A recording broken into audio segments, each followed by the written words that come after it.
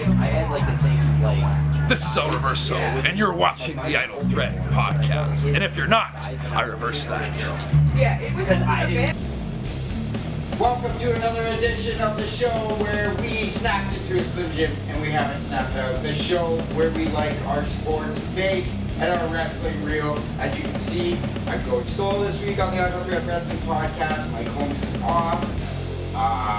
We're going to stick to the regular format. We missed you last week because we had some technical issues with the show. Set was falling apart. Just a whole lot of crap. I had some trouble with just about everything that could go wrong with the show, so we kind of bailed on that episode. I may release it in the future as a lost episode because it's still all there. It's just kind of a real, disaster. But let's get started with this week of wrestling history, or this day in wrestling history, I should say. And in this day in wrestling history, 24 years ago, President Jack Tunney has resigned from the WWF as president. He had racked up a large debt in gambling in the Toronto area, and Vince really wanted nothing to do with it, Vince McMahon that is. So he got rid of Jack Tunney and he resigned and kind of faded into obscurity, and I don't think we really ever heard from Jack Tunney again. Obviously Gorilla Monsoon went on to take the role of president and did a great job until his untimely passing in 1999. Also this day in wrestling history, 21 years ago, we had the Bash at the Beach that featured Hulk Hogan and Dennis Rodman going over on Karl Malone and DDP. It was actually the highest bought pay-per-view for WCW in 1998, and a very memorable one. A lot of people remember the basketball guys coming into WCW. Last Sunday, we had the Essex Fun Fest that we promoted highly on this show, brought by Border City Wrestling and the Essex Fun Fest. It's a great day there. I was there all day. We saw some great matches from all our favorites that we've seen here on the show, including Bhupinder Singh, who had his first Border City Wrestling title shot against Cody Deaner. It came out unsuccessful, but a great showing from our boy Bhupinder Singh. We also saw other guys that we've seen here on the show, like we had El Reverso, Matt Rocks, and Nolan Edwards going against some guys you see in Border City Wrestling. It was a great match. Buck Gunderson, Billy Ray Daniels, and Shogun. That was a great match. I really enjoyed watching it. Always good to see the guys that have been on the show. And in the main event, we had Aiden Prince with filling in for his tag team partner Brent Banks. They had Brad Martin. They went over against Lotus, a tag team I'd never seen before, but I really enjoyed watching them. That was a great match. Aiden split himself open very early in the match.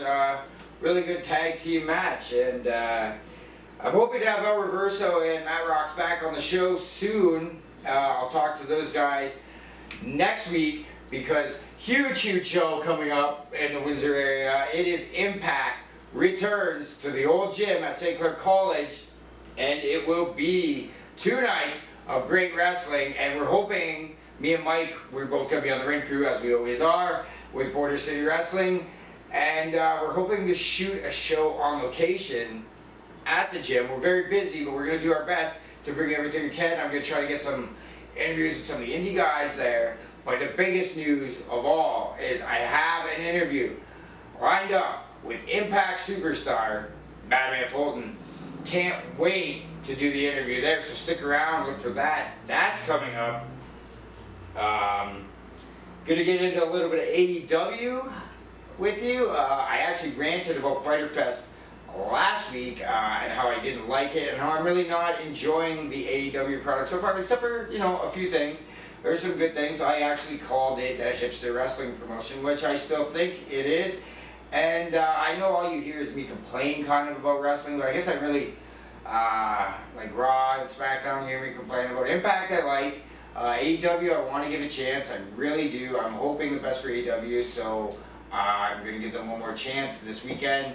Tomorrow actually is Fight of the Fallen, which I think it's another free show with another free buy-in, which I don't understand because you don't have to buy anything to watch the Fight of the Fallen, so what are you buying into?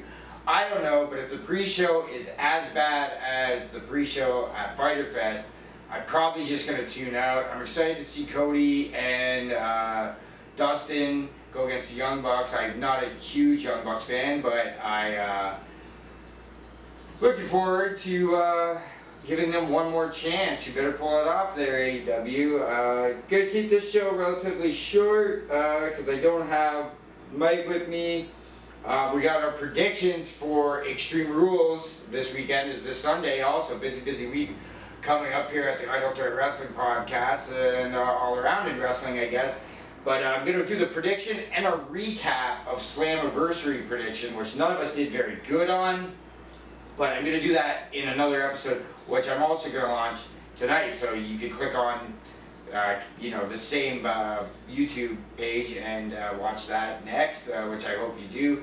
I really I enjoyed Slammiversary very much. The Tessa versus Sami Callihan match was the main event, and I was very happy with the results of it. Even though I am a bigger Tessa fan than a Sami Callihan fan, I really liked what they did with that match because I didn't really particularly think you could have the woman go over the man without wrestling kind of just, being exposed as a work. But Tessa gave it her all and just kept, coming at him, coming at Sami, doing everything she could, but she just couldn't get done. It made her look great. It didn't hurt Callahan. All around, I think Impact handled that very, very well. The whole show in general, I enjoyed. On our prediction show, we picked both, I think all three of us picked the LAX to go over. Did we know that it would be LAX's last match, which is the rumor right now that LAX is finished with Impact. Obviously, the North won it the night before the pay-per-view, even though we're throwing in the match. Had I known that, I would have run with the North. Killer Cross versus Eddie Edwards, a fun match there. The First Blood that had Eddie go over. Rich Swann defended his Impact title, which I didn't see coming, but again, the rumors are that Johnny Impact is also on his way out, so where he'll turn up, yet to see. We had the Monsters Ball, which again, none of us predicted correctly. We didn't see Taya defending. It was a good match, good ending, that she kind of just snuck in there and stole it from the Monsters that were in the match. We saw Su Yung get the pile driver off the ropes onto Tax. A very, very good match, as I predicted. I really can't complain about Slammiversary too much. I enjoyed the entire show, beginning to end. Good job, Impact. Can't wait to see the Falling Out. We'll be part of it. Like I said, we're going to do an episode. Hopefully, we get a really good episode for you. Lots of interviews, lots of, maybe we'll show you what we do there, setting up. And I'm sure me and Mike will have some downtime, and we'll shoot something fun and funny for everyone to check out.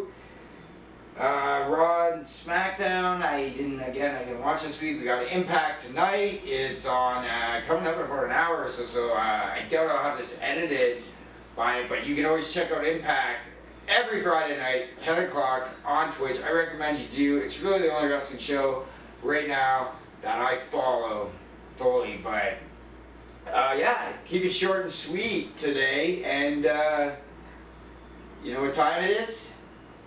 It's time for Tell Me He Didn't Just Say That, the musical rendition. Tell me he didn't just say that.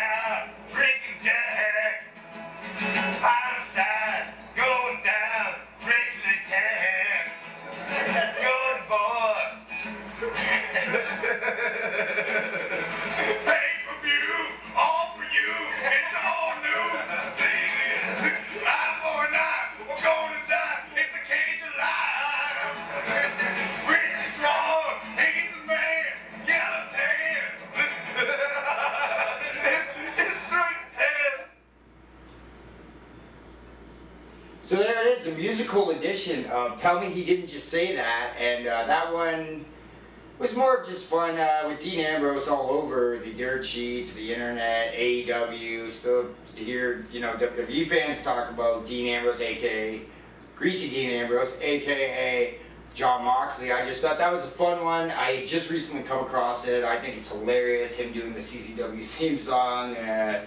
If you didn't think it was funny, what the hell's wrong with you? That's hilarious. You got Rich Swann in there. Really good guy, Rich Swann. I'm excited. Like, he's one of my favorite wrestlers to watch right now, too, Rich Swann. If you haven't seen one of his matches, what are you doing? Maybe the best X Division champion I think I've ever seen in a Impact ring. Honestly, stuff that guy can do, it's just amazing.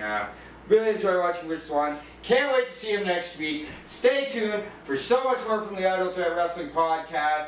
Time to snap out of your Slim Jims, get back to the real world, and make sure to like and subscribe us, follow us, whatever. Look for us on Facebook, Instagram, Idle Threat Productions, all over.